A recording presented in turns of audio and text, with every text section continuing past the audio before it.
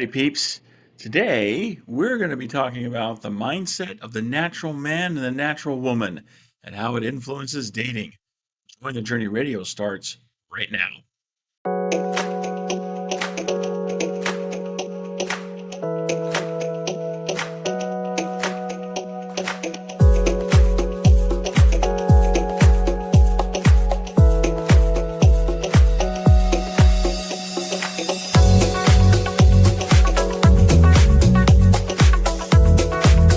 Welcome to the infusion of positive energy into the lives of single Latter-day Saints everywhere. This is Joy in the Journey Radio. And welcome back, peeps. Another wonderful, splendiferous, joyous episode of Joy in the Journey Radio. I am Lance, your host for Joy in the Journey Radio, and this is episode number 382, Natural Men and Women. If you're joining us in the broadcast today, just, hit up the chat. Tell us where you're from. If you're watching this program after the fact, just go down below the little comment section and let us know you're from there, because that will help us with the algorithms to push our content out and help more Latter-day Saint singles everywhere. Okay, so today we're going to talk about something that we've talked about before on this program. Those of us who have grown up or even spent some significant time inside the church have heard considerable discussion about the natural man. The classic scripture describing the natural man is Mosiah 3:19. This has been a scripture master scripture which, for literal decades, seminary students have committed to memory. In contrast, outside of this program, meaning outside of Join the Journey Radio, I really haven't heard much talk about how the natural mindset influences dating. It's become a regular topic on this program, though, and it's not hard to understand why. Dating decisions, like all decisions, are based on value judgments, and those judgments are inextricably linked to how people think. The natural man and the natural woman do not, I repeat, do not prioritize the same values as the covenant man and the covenant woman. Therefore, natural men and women often choose very differently than covenant men and women. That's why today I want to revisit this topic. It's not one that gets a lot of attention, but I think filling that gap would greatly benefit Latter-day Saint singles everywhere. Simply put, the natural mindset prioritizes the things of this life and this world over the things of eternity in the next world. It's all about securing the best genetic material in order to give the next generation a greater chance of survival in the natural world. It's evolutionary biology at its finest. The covenant mindset, on the other hand, prioritizes the things of eternity in the next world over the things of this life and this world. Of course, how those priorities get expressed differ between men and women, and that's why I am very particular to distinguish between the natural man and the natural woman. For the natural man, securing the best genetic material means chasing after youth and beauty, because these characteristics promise a greater probability that the next generation will survive birth. For the natural woman, securing the best genetic material means chasing after muscles, money, power, and status, because these characteristics promise a greater probability that both her and her child will be cared for and protected. And that's, during pregnancy and also after birth. So it's both. Remember, the natural mindset focuses on the natural world. So anything beyond the limits of this life in this world have no value to natural men and natural women. In contrast, the covenant mindset places greater value on what extends beyond the limits of this life in this world.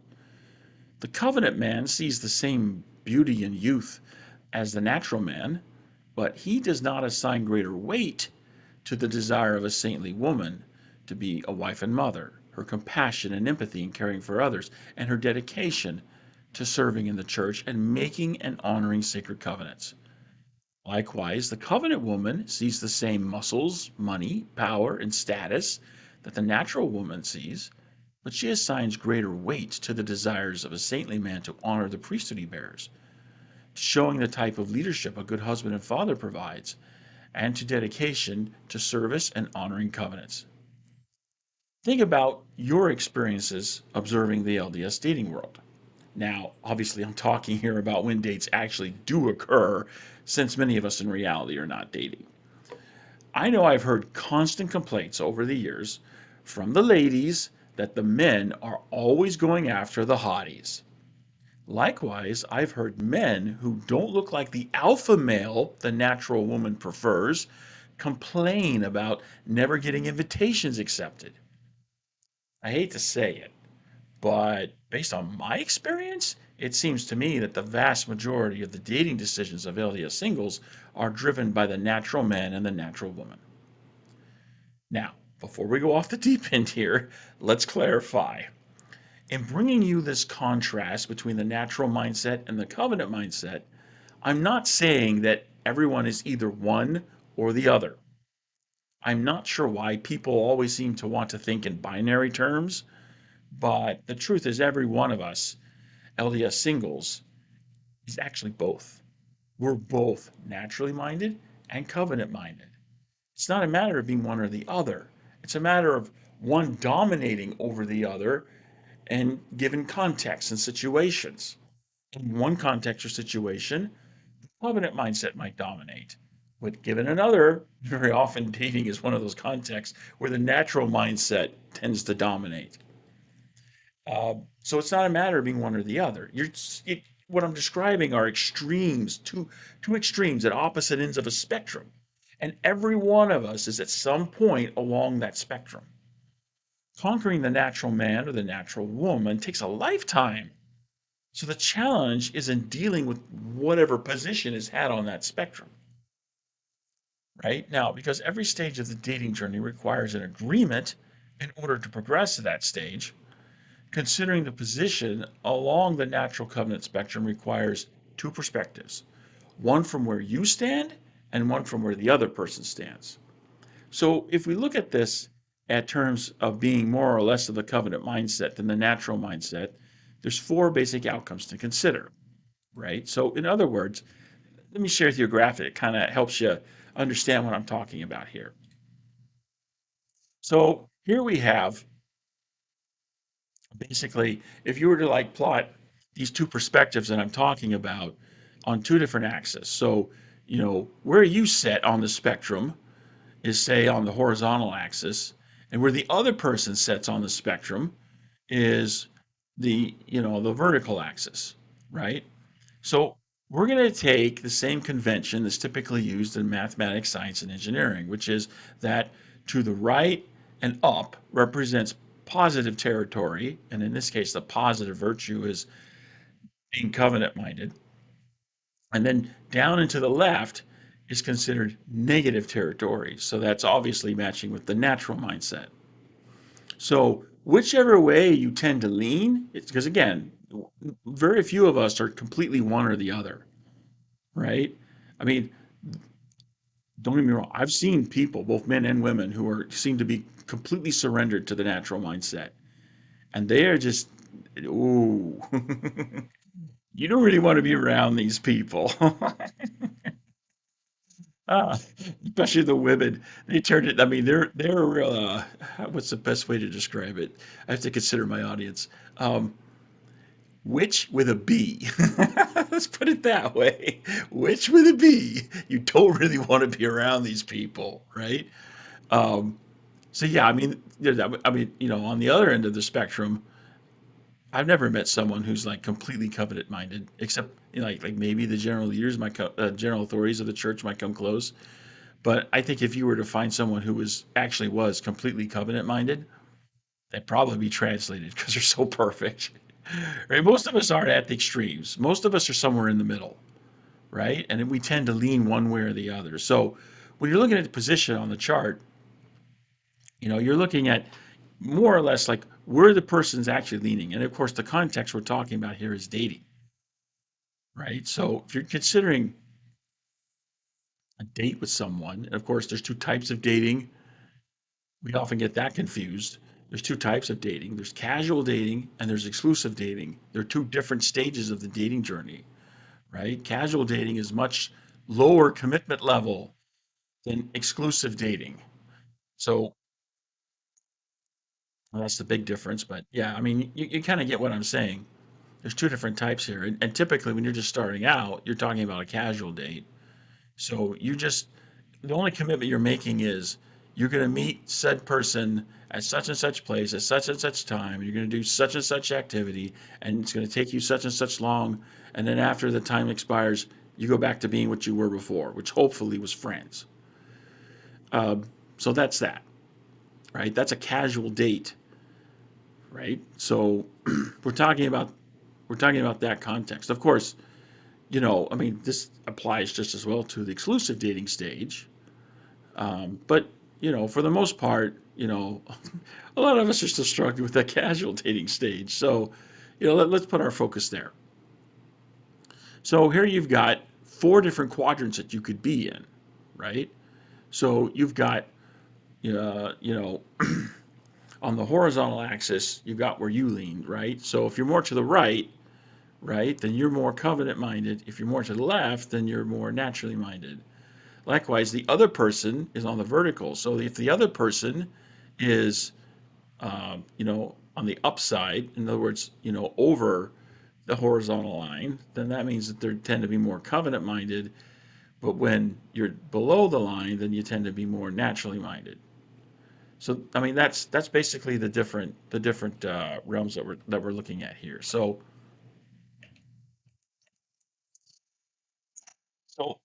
let's talk about each one of these quadrants in turn, right? So the first quadrant we want to talk about is where you tend to be more naturally minded and the other person tends to be more naturally minded, right? This is where the world is sitting. This is where the Nephi's great and spacious building is located. It's in this quadrant here, right? Where you've got people who are not interested at all in walking the covenant path, and they're not interested at all in making decisions based on values that actually matter in eternity, right? Remember, the natural mindset is all about making decisions that all about this life and this world. It's about securing the best genetic material to spawn the next generation in this world. It has nothing to do with eternity, nothing to do with the next life. That's where the world is. That's where the world is. So there's that, right? So second possibility is that you're still tend to be more naturally minded in your dating decisions, but the other person tends to be more covenant minded, right? So here, there's an obvious mismatch, right? Those roles could be reversed, which gives us our third possible outcome, right? And that would be where you're more covenant minded, but the other person is more naturally minded, right? So in either one of these scenarios, there's a mismatch, and the match is not going to work out unless one of you compromise, right? So either the more covenant minded person, starts to value more natural values, or the natural minded person starts to value, prioritize more covenant values. And so somebody's got to give, right? Or the relationship's just not going to work out too well. Obviously, I'm not going to advocate that anyone quit walking the covenant path, and I'm not going to advocate that anyone, prize the things of this world over the things of eternity. I'm not going to do it, right? So that doesn't mean that these natural values can't enter the equation at all. That's not what I'm saying, right? I'm talking about priorities. What's most important, right? So you might be able to give a little bit on looks if the other person has superstellar testimony, rock solid spirituality, the things that matter in eternity, right? If you've got those values in spades, I mean, the covenant minded person is going to be okay with giving a little bit, at least a little bit, on some of the other, more worldly characteristics, right? But for the naturally minded individual, it's the worldly characteristics or nothing. In fact, most naturally minded people in the dating context insist on having worldly values. These worldly values are must haves, they are deal breakers. If you don't have them, then deal's off. And let me tell you, there are plenty of LDS singles who match that description. Which again leads me back to the earlier conclusion that I was stating that the vast majority of Latter-day Saint singles are more naturally minded than covenant minded. Their dating decisions are being driven by the natural man or the natural woman rather than the covenant man or the covenant woman. So those are the first three options. And then, of course, the last option is the ideal place. It's the place where we all really want to be, right? Because this is the place where you're more naturally minded and you're paired up with another person who's I said that wrong. The ideal place to be is where you're more covenant minded and the other person is more covenant minded, right? That's the place where you really want to be. That's the ideal place. Um, so there's your four options, right? And basically, what it comes down to is you got to figure out where you are on the spectrum and where the other person is on the spectrum. Because remember, we're all really both, right? It's just which which side of the spectrum tends to dominate your decision making, right? Um, from the descriptions that I've given of the different quadrants, it would seem like there's not a whole lot of people in that ideal quadrant, right? Um, because, like I said, if the vast majority of Latter-day Saint singles are, allowing the natural man or the natural woman to drive their dating decisions, well, that implies that there's a minority of people. In fact, it's a small minority of people who are actually allowing the covenant man or the covenant woman to drive their dating decisions.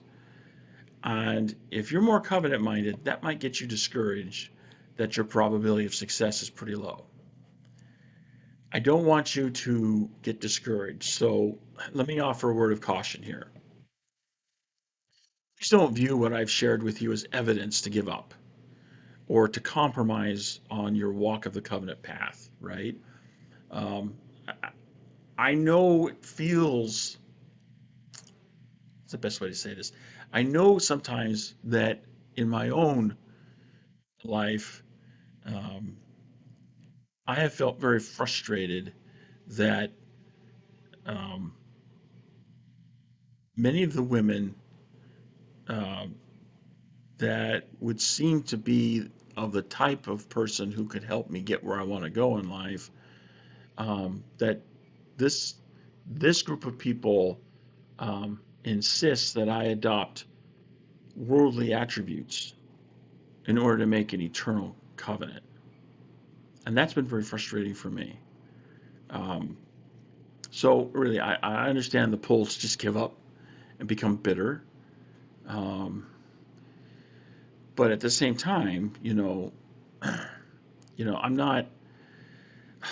I'm not completely discounting what some people have to say about, um, there is merit in making changes in yourself so that you become more agreeable. Um, if you let some things go to an extreme, then yeah, I do see some merit in coming to the center of whatever spectrum you're talking about.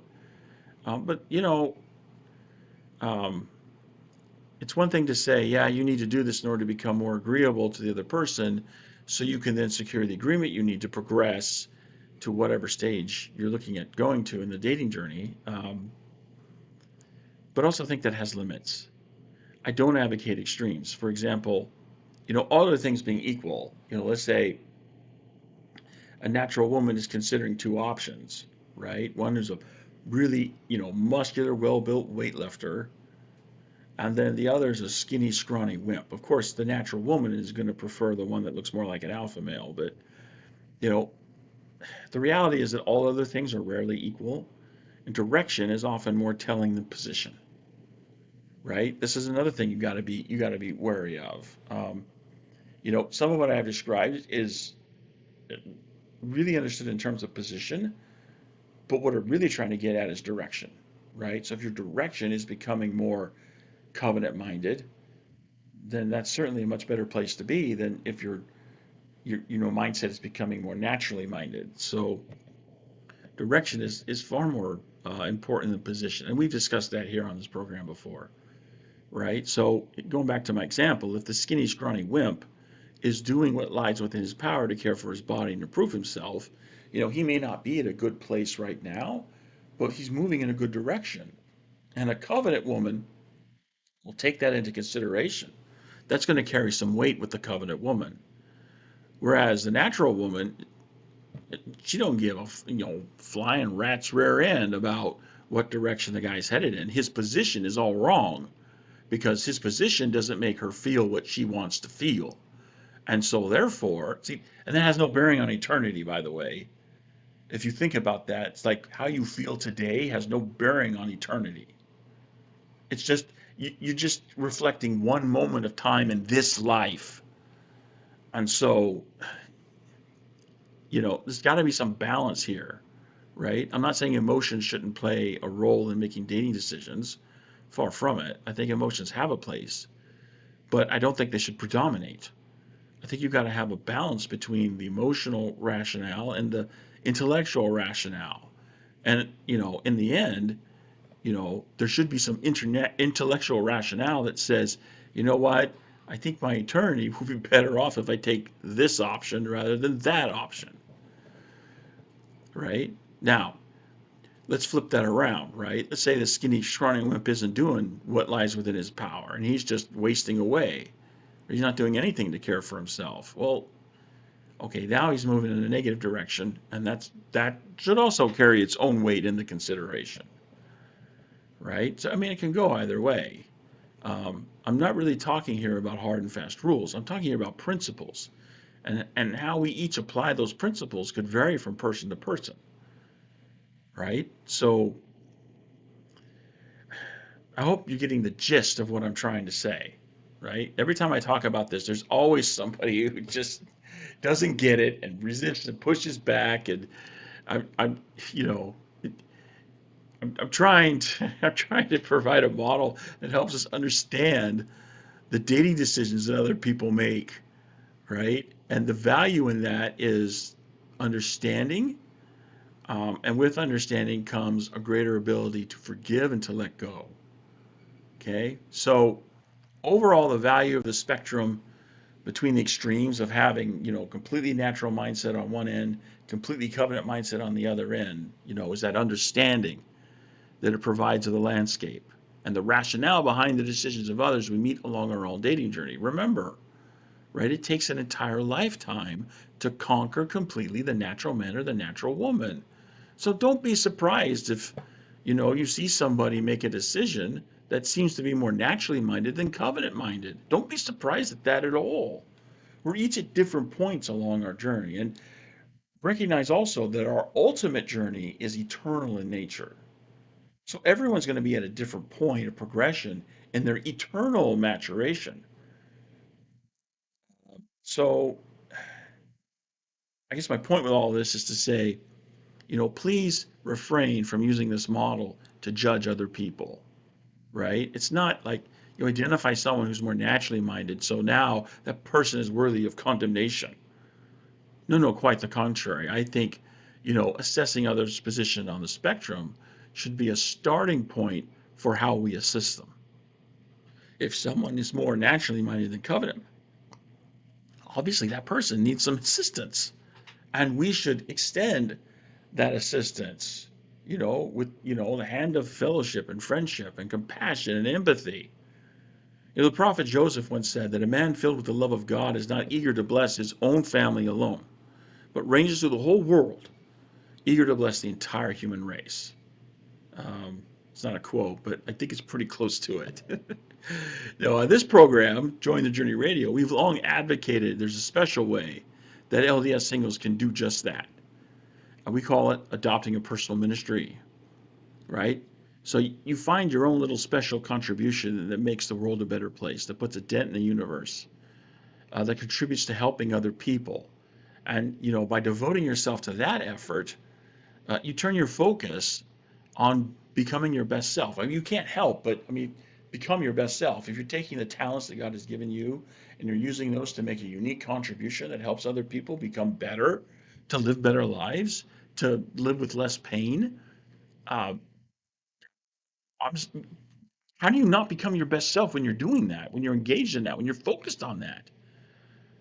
Also, consider that a true personal ministry is not going to, get in the way of walking on the covenant path. In fact, it's going to encourage you to walk on the covenant path. So your personal ministry keeps your focus on conquering the natural man or the natural woman inside of you. With persistence in advancing your personal ministry, the Lord will cross your path with someone who not only has a similar direction in life, but also a similar direction on the natural covenant spectrum, right? And then you find yourself in that fourth outcome. That's the ideal space where we all want to be. So take what I've shared today to help you understand what you see around you in the dating space, and then just let go, right? Understand that some people are just, you know, they're more on the one side than on the other. And, if that one side they tend to be on is more of the natural mindset, right? I mean, help where they're willing to help. I don't know many naturally minded people who are willing to accept that type of assistance, but I mean, we should offer it all the same.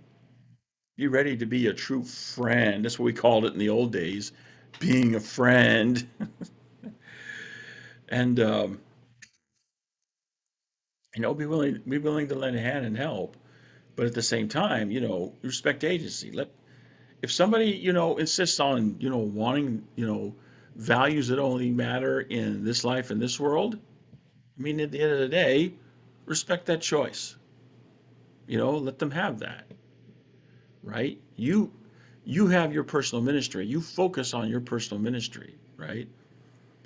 And by putting your focus there and understanding, where people are on this natural covenant spectrum, it allows you to look at that and recognize, okay, this is where they are. And with that understanding, realizing that, I'm not judging them, but I realize that they're not yet at a point in their eternal maturation where a relationship with that person would be a good thing. So then that lets me let go. That allows me to let go and say, okay, that's what that is, right? Ultimately, this person, because this person's more naturally minded than covenant minded, this person's not going to help me go where I want to go in this life or in eternity. So it makes it easier to let that go. It also makes it easier to let go of this idea that, the way that you find a good marriage partner is to attack that objective directly. I think we need to just take a more indirect approach, focus on the personal ministry, right? Because when you do that, right, you're more focused outward and you're also putting your trust in the Lord to take care of the details. Because your focus is on, this is what I want to do with my life. I want to take these talents God's given me and I want to use them to bless the lives of other people. And my focus is there. And by continuing and persisting on that focus, you're basically telling the Lord, hey, I trust that you're going to help me cross paths with somebody who's going to be good for me. Who's going to be more covenant minded than natural minded, who will actually see you for the person you are inside, who will actually value who you really are. Because guess what? I mean, in the process of pursuing your personal ministry and focusing there on achieving that contribution into the lives of other people, it's natural to encounter other people who are wanting to make a similar contribution, who are interested in helping you make that contribution because they're wanting to make a similar contribution to the lives of other people. And that's what I mean when I say just trust the Lord that you're going to cross paths with that somebody, but focus on a personal ministry. So, you know, I, I hope that this model helps you. Give it some thought, and maybe you think that I don't have it all figured out. Maybe you think I'm completely off my rocker. There is this thing called a comment section down below because I'm looking here. I was like, well, don't really see anyone in the chat. So, uh, if someone were in the chat, I'd be like, "Hey, man, hey, let's have it out." Or if someone were to actually accept one of my invitations to come on the program, we could have a like a verbal discussion about the topic and beat the idea back and forth. But as you can see, I'm all by my lonesome. So what can I say? If you want to be on the program, you know, here you go. Tell me what you want to talk about, and then reach out and say, hey, I'd love to talk to you about this. Here's how you get a hold of me, and reach out, see what we can make happen. Let's talk about this stuff, really. Um, but I do hope that give this some thought and you know, see what you make of it. See if this helps you in any way. It this is something that has certainly helped me in my journey, and so because it's helped me, I share it with all of you out there, wherever you may be. So, peeps, that's all I have for this episode of Join the Journey Radio. I do hope it helped you. Thanks to all of you for joining in. If you have something you'd like to say about what we discussed today, again, leave a comment down below. If you have a topic or a question you'd like to see addressed, we're happy to help. Just leave a comment down below. If there's something we can do to help you overcome the challenges of LDS singles life, then yep, you got it. Leave a comment down below. So you can also go to the contact page at our website, jointhejourneyradio.com, and send us a message with the form you find on that page. As always, don't forget to like, subscribe, share our content that you find helpful so that the algorithms can push our content out and help even more Latter-day Saint singles. So until next time, this is your host reminding you there is joy to be had all along your journey. So take that joy and journey on.